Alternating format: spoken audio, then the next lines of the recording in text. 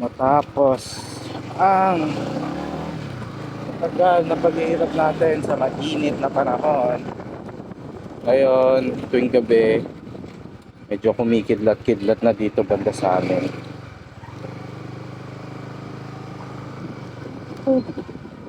Tapos na ang heatwave. Daning niya na naman. Daning niya na naman.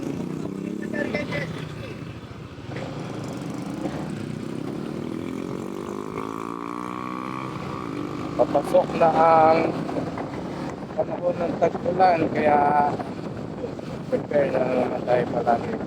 Laging dali ng kapote. Mga oras na to, time check 8:07. Susunduin natin si Mrs.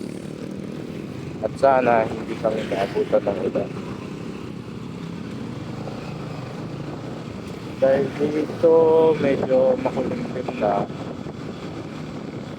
Maliban sa madilim, syempre makulimlim.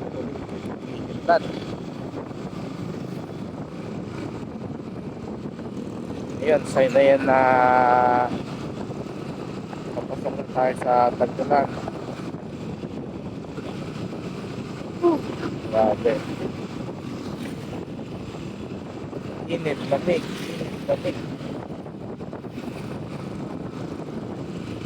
Tinamaan na ako ng sipon dahil sa sobrang init. Tapos papasok sa office na sobrang lamig. Ay, kaya dapat lagi tayo may baon na gamot. Laging handa para iwas sakit.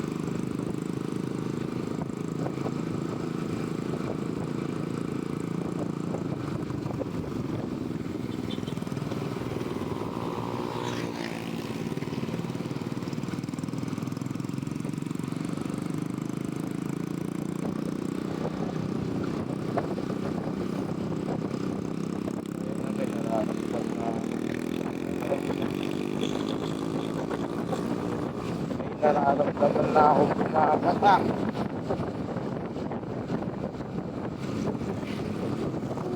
Grabe. Dahil di tayo maabutan. Maganda na naman akong kapot eh. Pero syempre, natin mo yan ang gamit. Basta.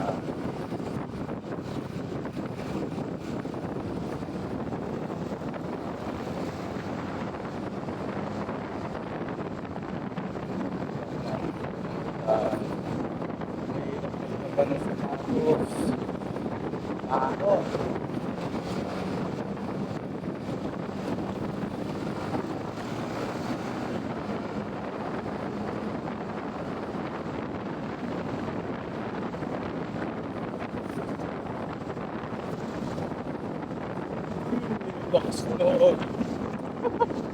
Biglat.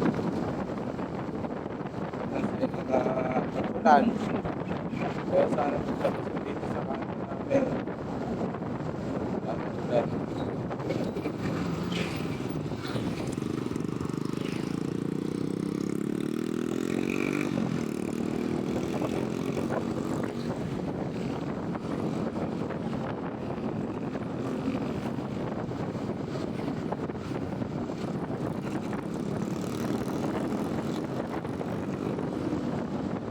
Pag ganyan na maulan sa ginagawa ako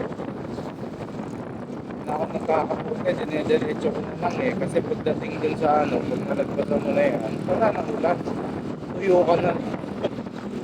Yun nga lang, hindi ka nagagamot, sakit abutin mo, dapat may vitamin C ka pa rin.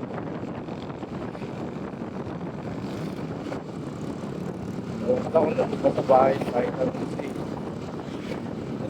Saan din tayo mapunta.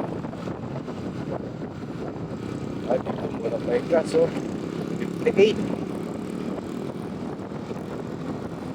Sa kapila, alam ko, 57 eh. Yun, diba? 57. Pero paglabas ko na yan, nasa ano na yan, 68. kapit, taas ng gas.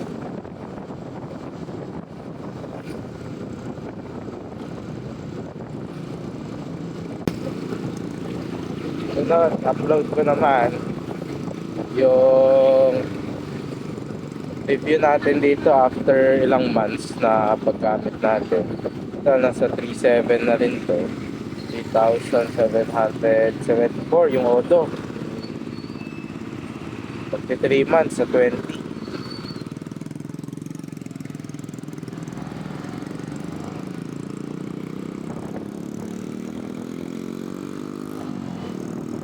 Yun natin kung may yung mga issues na ano natin dito. Saan kasi so far wala pa eh. And wag naman sana. No?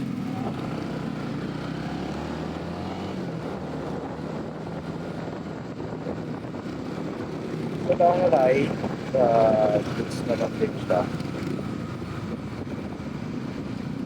Hindi ka niya papahiyain sa daan. And sa akyatan, tulad last year, makyat ako ng Baguio. Hindi ka rin niya papaya sa akyatan siya.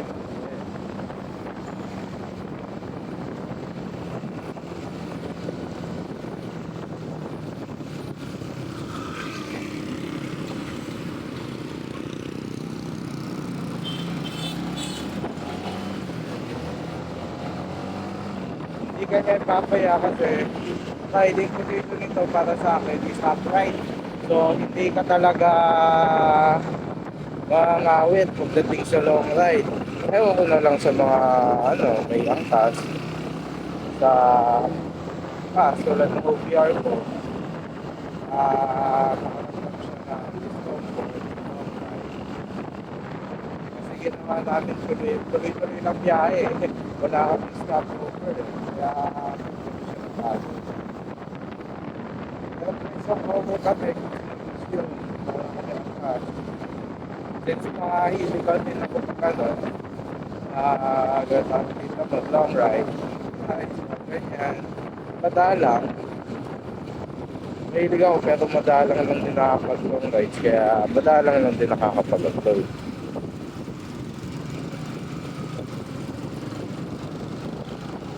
Kaya mas may nabuti kung naglagay ako ng tampax.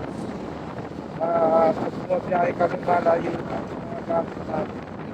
Hindi kami pagod. Maganda ako may top box sa may compartment. Ito kasi yung dealers natin, hindi naman din bago sa inyo. Wala siyang compartment sa ilalim ng upuan.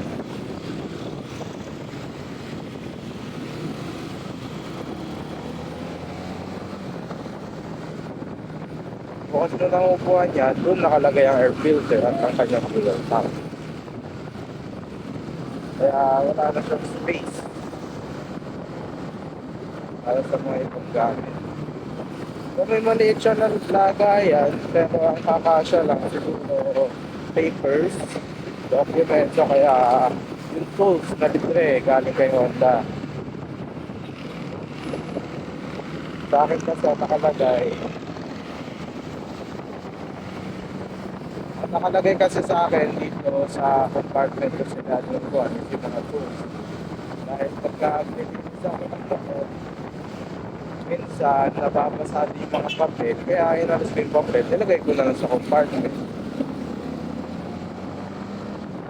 Ayun na kasi lalo na ORCR yun, mabasa, wala tayong copy. Kahit sabihin natin na may digital tayo, isa kasi may checkpoint tayo na hindi nila tinatanggap sa checkpoint yun. Kaya mas okay na i-stay. May kapit pa rin tayo.